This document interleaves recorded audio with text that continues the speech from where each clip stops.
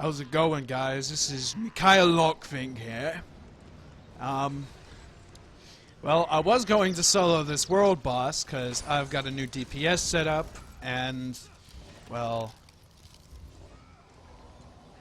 people like seeing how builds work, but this jab spammer came along and has just been slowly eating away, so I am going to be a dick and cut him off.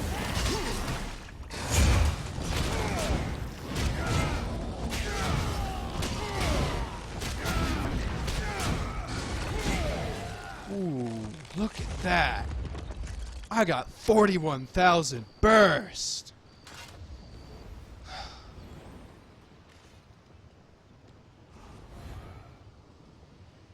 Oh, he's a tank too. Let's see what I got. But yeah, I guess this will give me time to talk about my build. Let's see. I'm no longer sustain, as in stamina regen, but I can still sustain fights for 3 to 5 minutes, depending on what I'm actually doing. 11,000 physical penetration. This is the most amount of stamina I've ever had since I started playing the game, and I'm very happy with that. Weapon damage,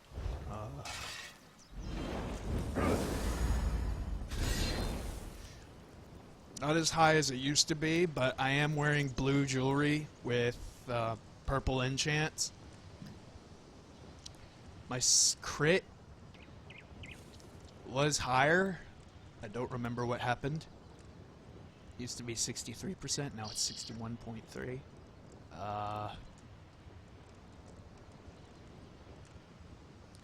And let's see, what was it? Oh yeah, I'm running the Thief for crit, obviously.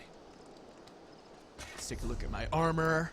I've got 5-piece Hunding's Rage, 5-piece Spriggans with blue jewelry. Great sword with disease damage. I need to change that. The bow of Hunding's Rage with weapon damage. I can replace this with a Maelstrom bow, but I do not have a Maelstrom bow yet because I have not completed Maelstrom Arena. And 1-piece Molag Kina's set. Now, if I was running dual wield, instead of Molag Kina here, I would have a Veladreth. Which I guess I could show that afterwards. My skills, it's pretty much the same setup as before, except I replaced Wrecking Blow with Venomous Claw for that 16,000 damage over time. And that's not even buffed.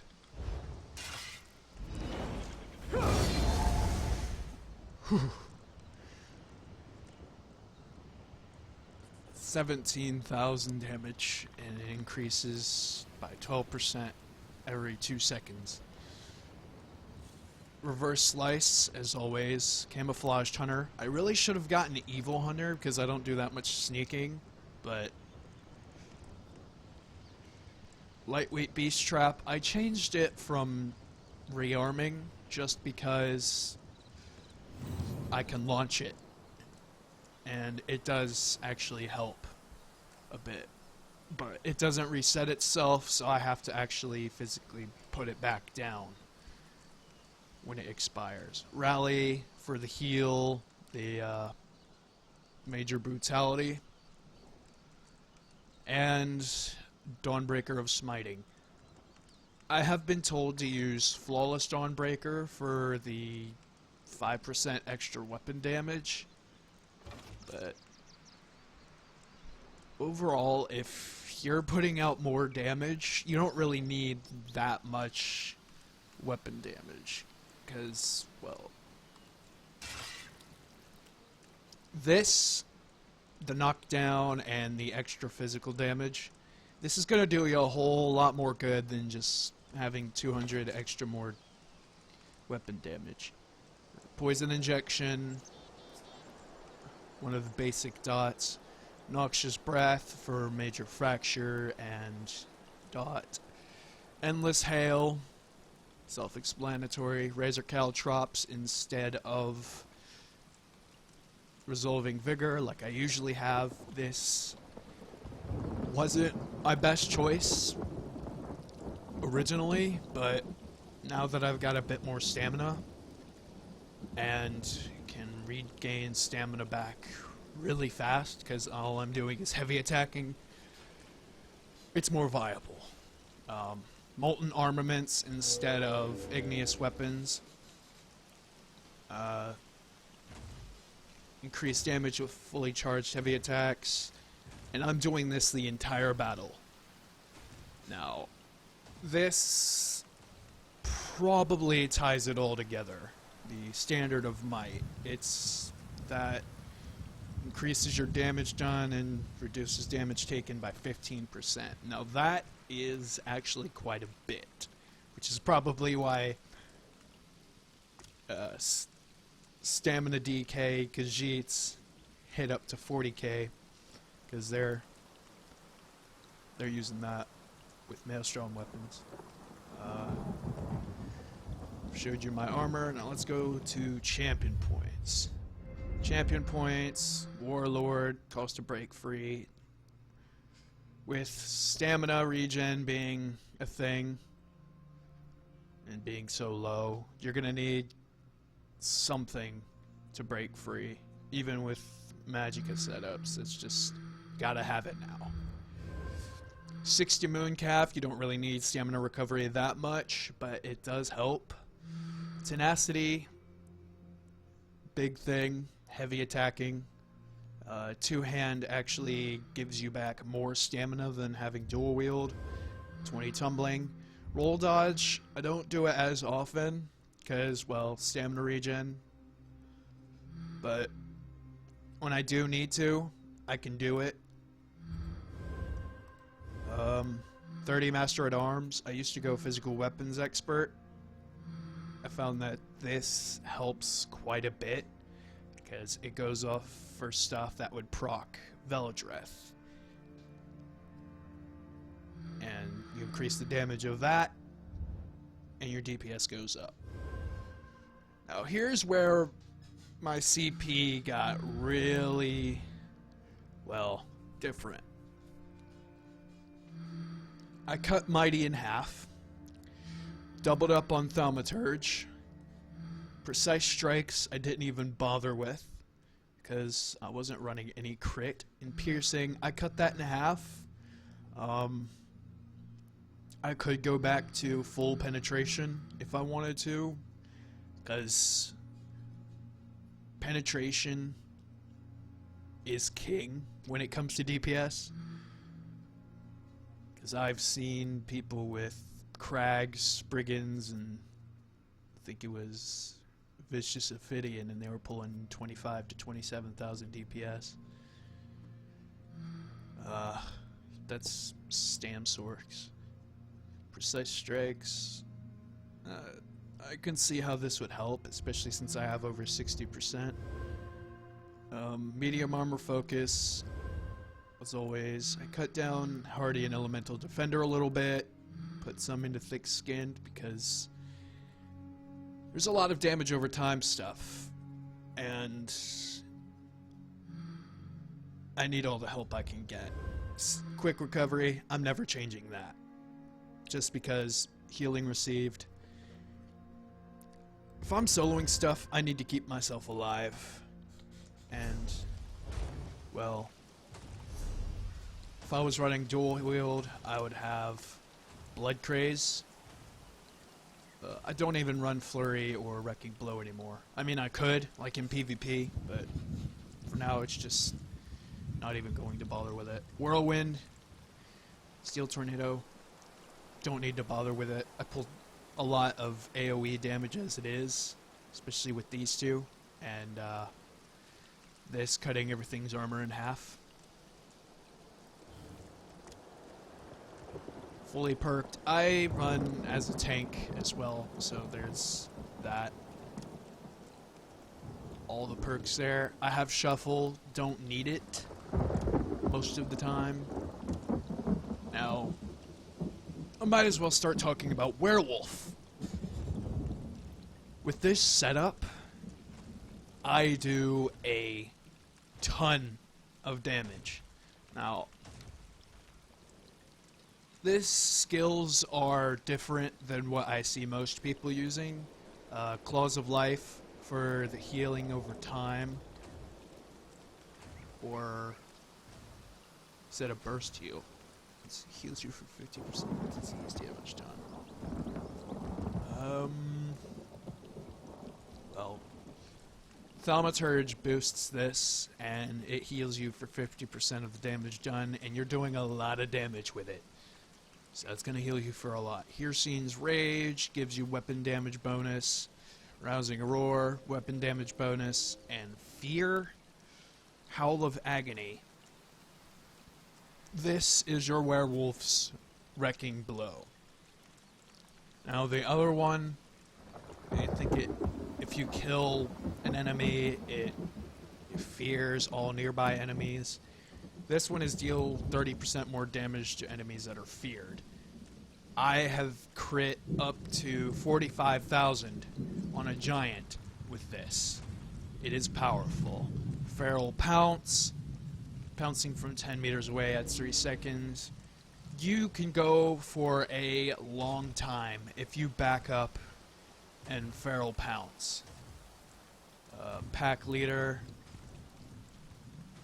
I like the look of it. I like that it adds wolf companions.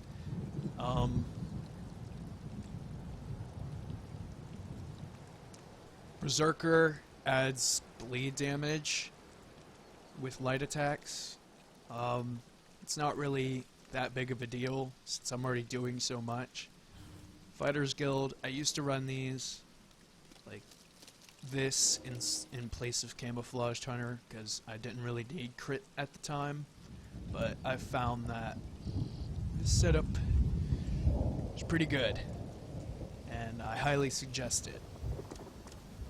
Ice Comet PvP, I could use this since it is damage over time and does a lot of damage the initial hit, but this is more useful to me.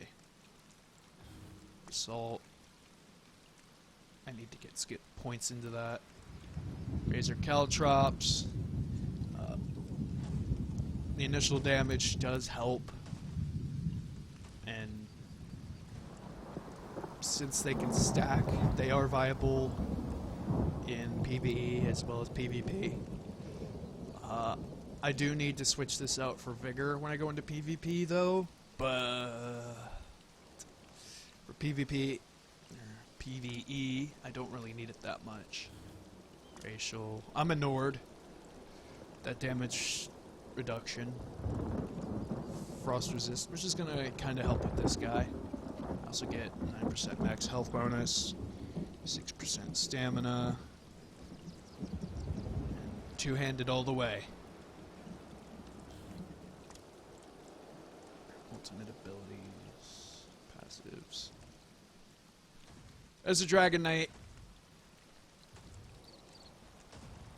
just get all the passives.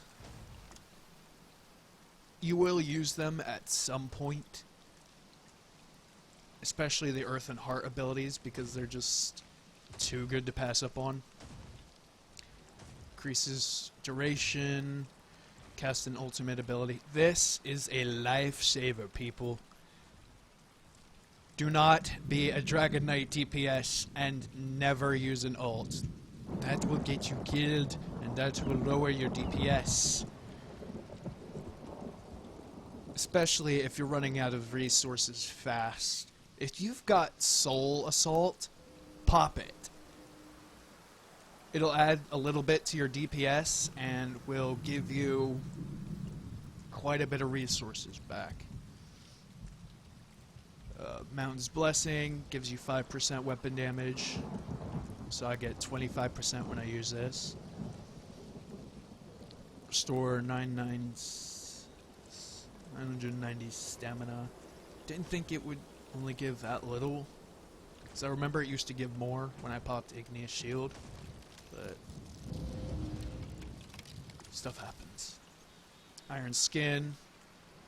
This comes great when you actually need to block something. Healing received. I don't even have to say anything about that. That's just awesome. Health recovery by 5%. If you're going full draconic power and you have like Beekeeper and some other set, pretty sure you'll be good on health recovery. You shouldn't ever get past 90%. Just saying. Combustion, this is a big thing for this build. At 66% plus my weapon damage and crit. That's a lot of damage. A lot. Reduces enemies' movement speed. Searing heat. Increases damage. Oh. So this increases the damage of this. I did not know that. World in Ruin increases damage of your flame and poison effect abilities by 6%. So this is getting a bonus from Combustion and World in Ruin. So it's that 66 and then another 6%. That's 72% more damage just for the one skill. Because it's a cone area thing. Alright, I think that's enough of me talking. Let me see how, let me show you how this build actually works. So first, buff up, set out AoEs, dots.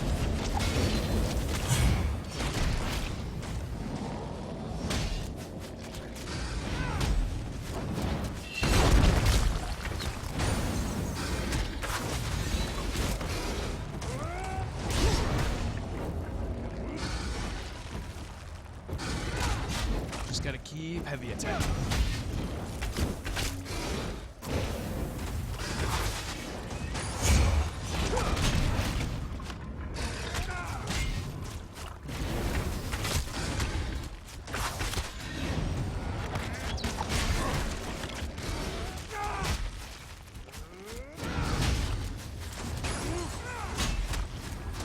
And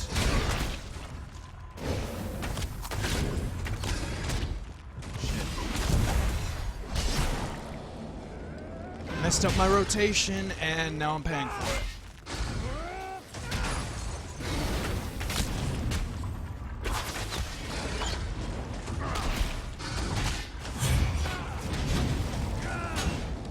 Luckily, I have a saving grace that's called Execute.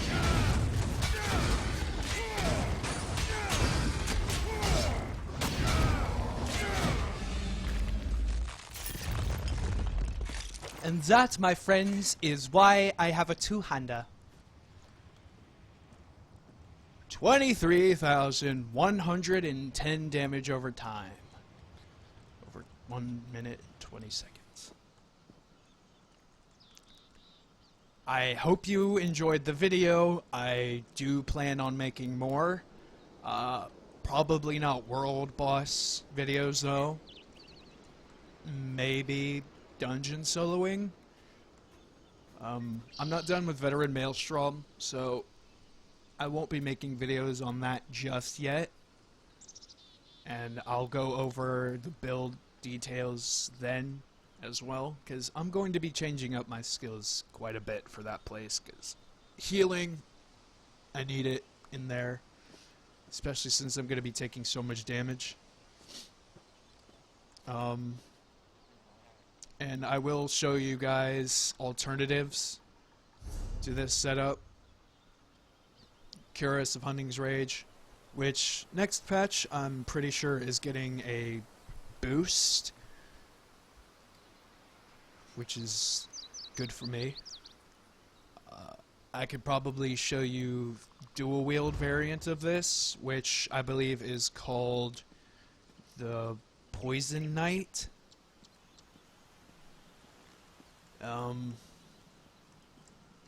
But you could probably go watch some of Outcast's videos for that, because,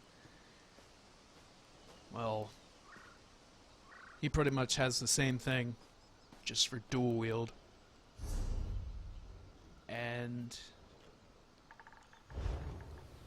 I'm quite happy with this build, and I hope others pick it up and try using it, because I would love to see more two-handers out there. Like this video, subscribe for more, and thanks for watching.